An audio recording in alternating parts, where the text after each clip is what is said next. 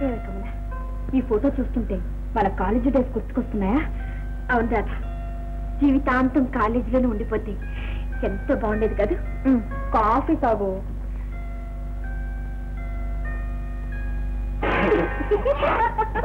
ఒకటే ఉప్పు. ఎందుకే నవ్వు? దెబ్బకు దెబ్బ, టిట్ ఫర్ టాట్. ఎలా ఉంది? ఉప్పగా ఉంది.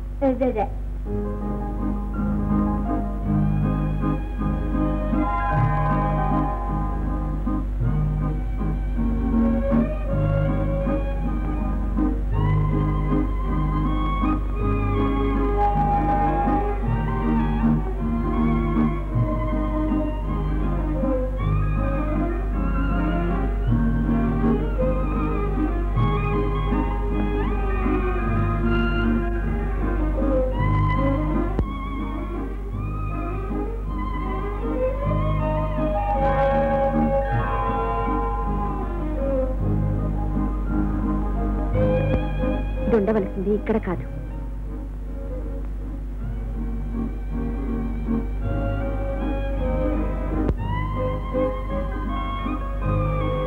ఇది మీ హృదయం ఎప్పుడు దీని పక్కనే ఉండాలి.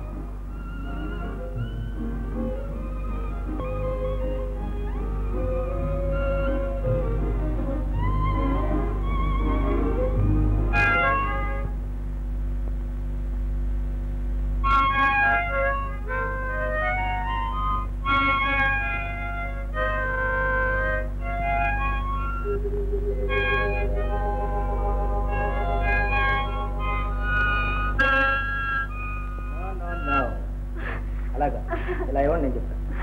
ఇవ్వండి.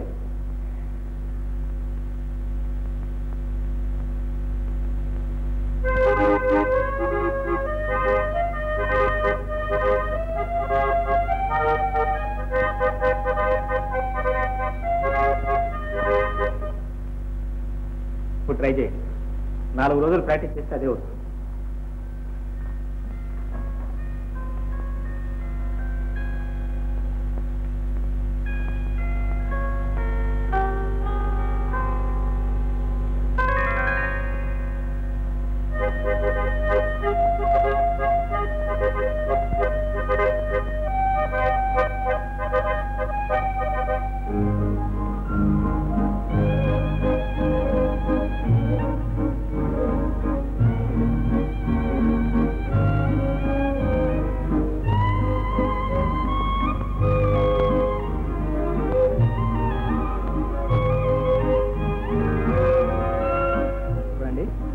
మీరు రోజుకి 90 సార్లైనా ఇలాంటి కాసేపు పని. ఏమండి, మీరు ఎప్పుడు అలాగే నవ్వుతూ ఉండాలి.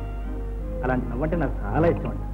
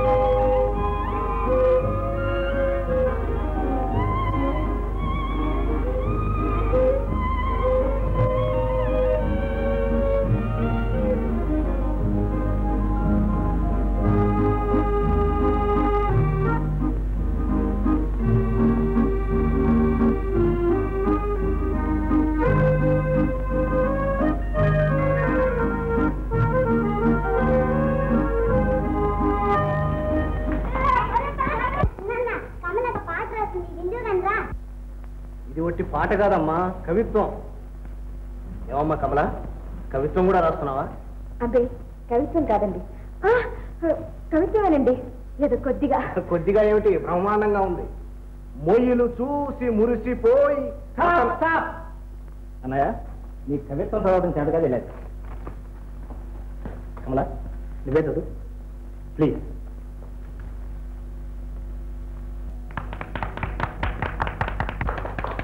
ఓహో అద్భుతంగా ఉంది. ఏమండి మీరే రాశారా? లేదు, ఎవరో రాయించారు. అయ్యే ఉంటుంది. ఇదేదో ప్రణయ సందేశంలో ఉంది. హృదయంలో నుంచి పొంగొచ్చినట్లు. ఒరేయ్, నిజమైన కవిత్వం అంటే అదేరా. ఇంత మంచి కవిత్వం ఈ 4 గోడల మధ్య మరుగుపడిపోవటానికి వీల్లేదు. వెంటనే పత్రికలో వేయించారు. పత్రికలోనా? వద్దు సార్, ఇది నేను ఊరికే సొంతానికి రాస్తున్నారా? ఒరేయ్ నువ్వు ఊరుకోరా. చూడమ్మా, కవితని మన ఊళ్ళో ఒక మంచి పత్రిక ఉంది. ఆ పత్రికలో ఈ గేయం వేయిస్తాను. సార్ వద్దు సార్, నేనేదో తెలియక రాశాను, నన్ను వదిలేండి సార్. నో నో నో, వదలటానికి వీల్లేదు. పత్రికలో వేసే తీరాలి.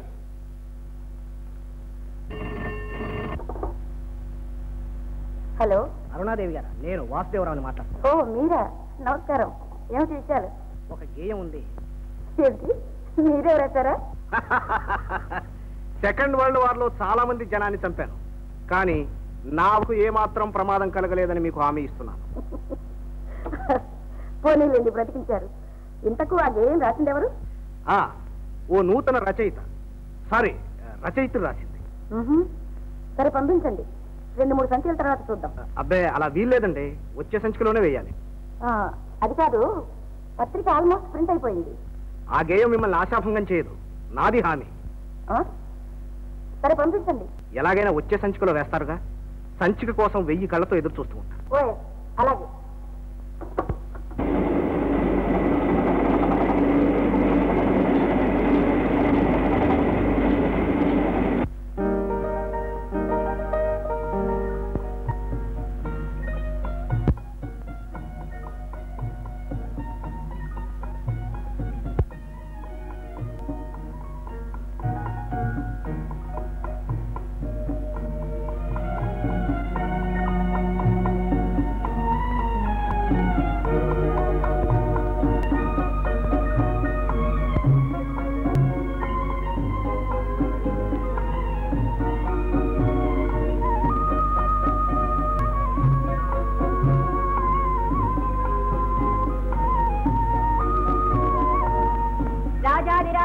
రాజమార్తాండ రాణి రాధాదేవి గారు వస్తున్నారు. బహుపరాక్ బహుపరాక్. ఎప్పుడొచ్చావే? నేను ఎప్పుడొచ్చానో చూడంత పరధ్యానంలో ఉన్నావు అనమాట. ఏమిటి విశేషం? ఏం లేదు. ఓ అంటే ఏదో ఉంది, చెప్పవే. సిగ్గుపడ. నీతో చెప్పడానికి నేను లైబ్రరీలో ఒక అతను చూశానే.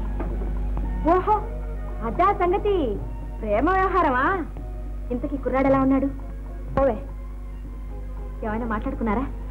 కళ్ళతో మాట్లాడాను, మనసుతో మాట్లాడాను, కానీ నోటితో మాట్లాడాలంటే సిగ్గేసింది. నీకు సిగ్గా? నువ్వు గడుస్తానువే. నువ్వు ఎవరితోనైనా ఎలాగైనా మాట్లాడతావు. అలా మాట్లాడగలిగితే నీలా ప్రేమ వ్యవహారం కాదే, ఈ పాటికి పెళ్లి కబురు చెప్తుండేదాన్ని.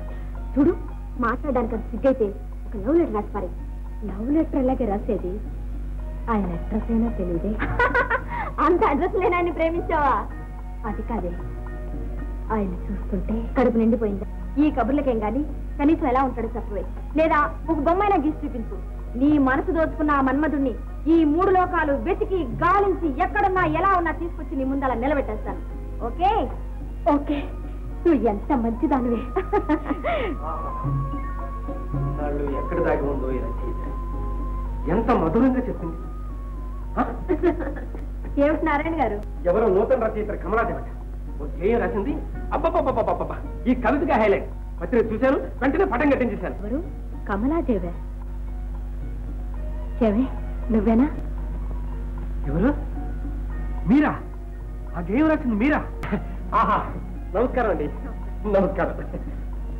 ఇంత చిన్న వయసులో ఎంత మధురమైన గేయం రాశారు. ఇన్నాళ్ళు ఎక్కడున్నట్టు, అసలు ఎందుకు రాయనట్టు? ఈయన మా ఇంట్లో అద్దెకుంటున్నారు. అవునండి, నా పేరు నారాయణ.